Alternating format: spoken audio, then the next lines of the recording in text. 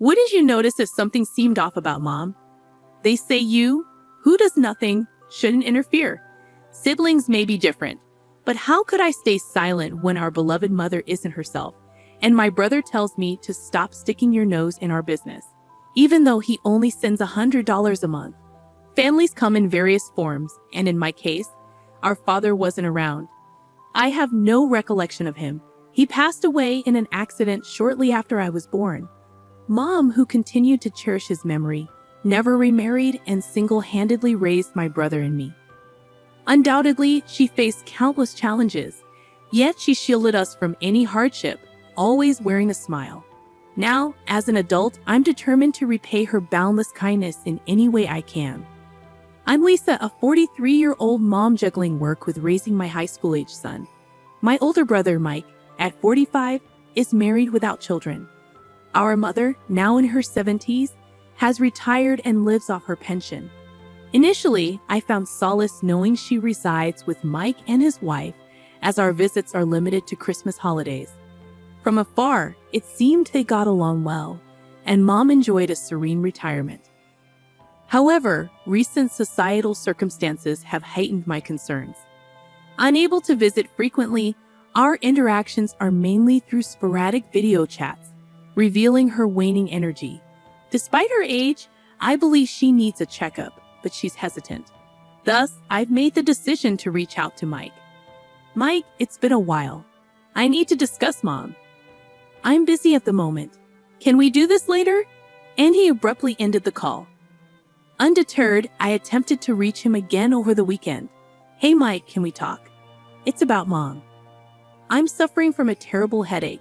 Let's catch up another time. And once again, he ended the conversation hastily. If I send a text, it's simply left on read, dismissed without acknowledgement. If this pattern persists, even my patience will wear thin. If he's occupied or unwell, he could always return the call when he's free, couldn't he? Even if he prefers not to talk, a simple reply to the text would suffice. Yet, I mustn't be overly demanding. After all, they're the ones looking after our Mom. Although I'm unable to physically care for her, I contribute by sending money. Every month, I allocate $2,000 from my salary to support Mom. I've never explicitly informed my brother Mike about this, though I find it hard to believe he's unaware. Perhaps it's time for a heartfelt conversation with Mike one day soon. Lost in contemplation, my train of thought was interrupted by a ringing phone. Surprisingly, it's from my sister-in-law. That's uncommon. Brenda, Mike's wife, shares his age and dedicates herself to homemaking full-time. While we don't exactly click in conversation, it's not as if we're at odds. Our communication is sparse, usually routed through Mike whenever there's anything to discuss. I answered Brenda's call with a puzzled expression, unsure of what to expect. Hey Lisa, what's up with this month's money transfer? She blurted out, catching me off guard. It irked me how direct she could be, but her question served as a stark reminder that I had missed the usual date for the money transfer. So Mike and Brenda were indeed aware of my contribution. I mused. Simultaneously, I couldn't shake the suspicion that Brenda might be the one overseeing it all. I apologize. It slipped my mind with everything going on. I'll ensure it's transferred by this weekend. You know, you can transfer money online nowadays. We're looking after your mother, you know. It's not like we're doing this as volunteers. I don't see it that way. I'm always thankful to Mike and you, Brenda. Seriously, just because I'm a homemaker, it's as if all the responsibility for looking after Mom has been dumped on me. You two siblings are just awful. Brenda's words stung with bitterness. Yet I couldn't refute them. It appeared that Mike was genuinely occupied, but from Brenda's perspective, it seemed like endless grievances as she grappled with managing everything at home while I, miles away, appeared to neglect my duties towards our mother. If you're not going to take action, at least make sure to fulfill your part. Transfer it by tomorrow. Understood? Brenda's directive was firm. Yes, I understand, I replied, feeling the call end abruptly. She had a point. Unable to contribute in any other way, ensuring my payments were punctual seemed like the least I could do. The following day, I informed my workplace that I would be tardy and hurried to the bank to arrange the transfer. A few days later, my mother's name flashed on my phone screen. I answered, curious that she was calling to confirm the deposit. Hey Mom, how's everything? Lisa dear, I hate to trouble you, but could I ask for a bit more money just this once? What? What? My mother's request left me speechless.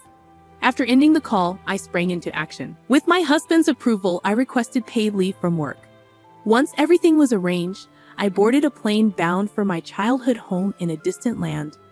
Mom, what's happened? I was speechless as I encountered my mother, who had come to welcome me upon my arrival home. Though difficult to discern over video calls, seeing her in person after several years, it was evident she had shed a considerable amount of weight. I know she's getting older, but her weight loss is concerning, I muttered to myself. Aren't you hungry? I inquired. I do feel hungry, but there's nothing to eat, she confessed. What? But why? Is money tight? I asked, puzzled. We're strapped for cash, so there isn't much food, she admitted. No money? Wait, Mom, have you been preparing meals? My concern deepened. No, Lisa's the one cooking. But with just a cup of noodles every night, I've naturally lost weight, my mother explained. And Lisa? Is she eating the same way? I inquired.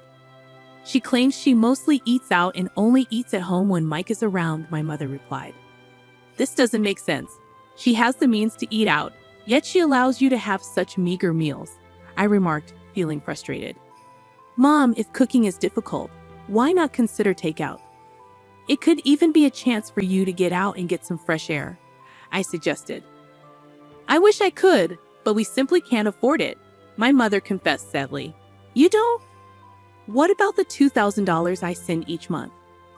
I questioned, taken aback. Well, Lisa uses it all for the monthly expenses, my mother revealed. What? What kind of expenses? I pressed. It wouldn't be fair to place all the blame on my mother. Her judgment might not be as sharp as it once was. The issue lies with my brother and his wife, she explained. What in the world are they doing?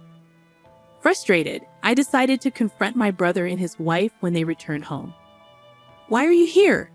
Were the first words out of my sister-in-law's mouth as she walked in. It's been a while, Brenda. I hope you've been doing well, I greeted her. What's with the sudden visit? You know it's rude to just drop by, right? Brenda retorted sharply. I didn't mean to impose, but I'm here now. Where's Mike? I inquired. Just leave. You're in the way. Get out before Mike gets back, Brenda insisted impatiently. I suppose it's understandable if they're annoyed with me, but why are they so eager for me to leave? I pondered silently. Just then, my brother Mike, looking exhausted from overtime work, entered the room. Why are you here? Mike's greeting echoed Brenda's sentiment. With a wry smile, I informed them that we needed to have a discussion.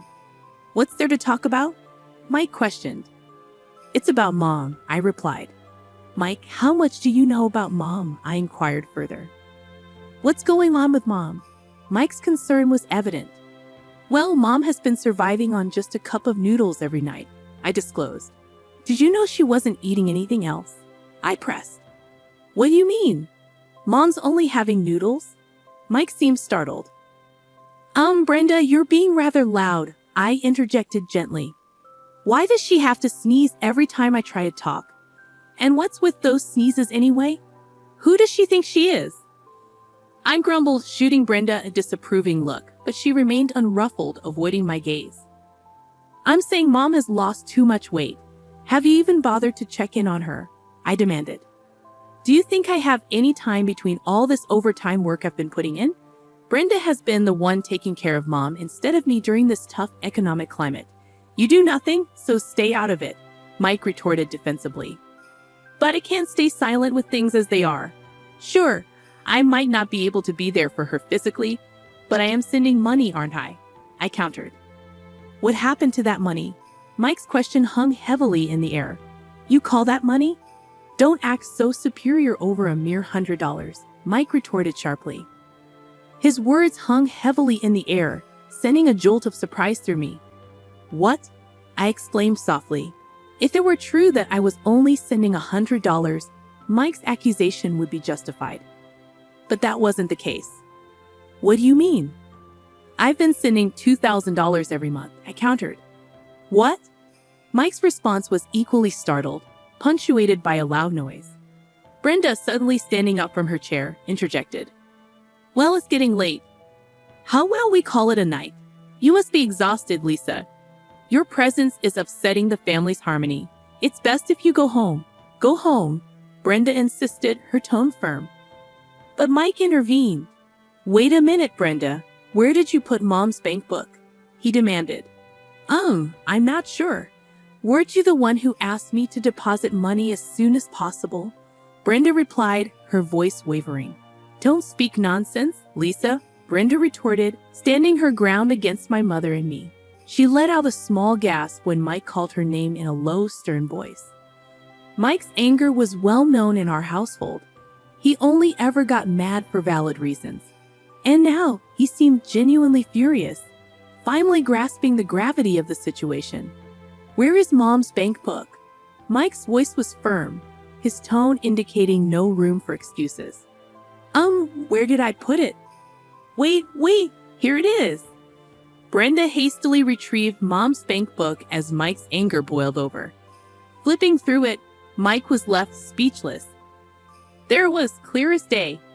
Brenda had been withdrawing $2,000 every month for years. Mike, you truly didn't know? I questioned, my disbelief evident. Yeah, Brenda told me she was only withdrawing $100 each month, and I took her word for it, Mike admitted. What a mess. It's a huge misunderstanding. But the real issue lies with the person who caused this confusion. Brenda, what did you do with the $1,900 after deducting the $100 from Lisa's contribution? It simply vanished, I exclaimed. How does money just disappear like that? It's absurd, Mike added, bewildered. Well, it tends to disappear pretty fast if you're gambling, Brenda confessed, her voice trailing off. Gamble? Wait, what? I interrupted, stunned by her revelation. I mean, spending it frivolously like shaking off a chill. It just goes, Brenda stammered. What on earth are you talking about? I demanded, growing increasingly concerned. Lisa mentioned earlier that Mom is only having a cup of noodles every day. So were you going to the casino during the day? Occasionally, Brenda confessed. How often is occasionally? I pressed. I go to the casino on weekdays and buy online tickets on weekends, Brenda admitted. That's practically every day, I remarked in disbelief. I'm speechless. No wonder the money we sent her disappears so quickly. In fact, she might have used up all of Mike's earnings, aside from utilities and other essential expenses. I concluded, feeling a mixture of shock and frustration. It seems Brenda hasn't just squandered Mike's income and my contributions. The revelation led to a hazy discussion and eventually a unanimous decision to divorce. With the exception of Brenda, I added solemnly. I want a divorce, Brenda declared tearfully, but her outburst was met with stern reprimands from her parents, eventually quieting her down. Mike opted not to seek alimony, but instead requested a commitment from Brenda to repay the exact amount I had been contributing towards our mother's support. With the guidance of a lawyer, legal documents were drafted. Brenda's parents, expressing remorse, agreed to settle all financial matters, including alimony, in a lump sum payment. Following this, Brenda returned home under the strict supervision of her parents. She now works tirelessly from dawn till dusk to repay the owed money, with her parents having provided the upfront payment. Mike mentioned that her parents are in regular contact with him, stating that they are instilling discipline in Brenda every day.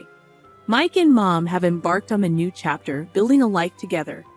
As for my husband and me, we relocated when our son began college, settling halfway between my parents' home and my husband's in Ohio. Fortunately, both of us were able to transfer to branches of our companies situated in this new location. I've even scaled back my workload to offer support to Mike and Mom. Despite Mike's culinary shortcomings, he's been taking time off work to ensure Mom has a hearty lunch. Seeing Mom's face regain its plump and gentle expression brings a sense of relief. With these thoughts in mind, I visit my mother today. Mom, may you live a long and healthy life, I express, hoping for her well-being.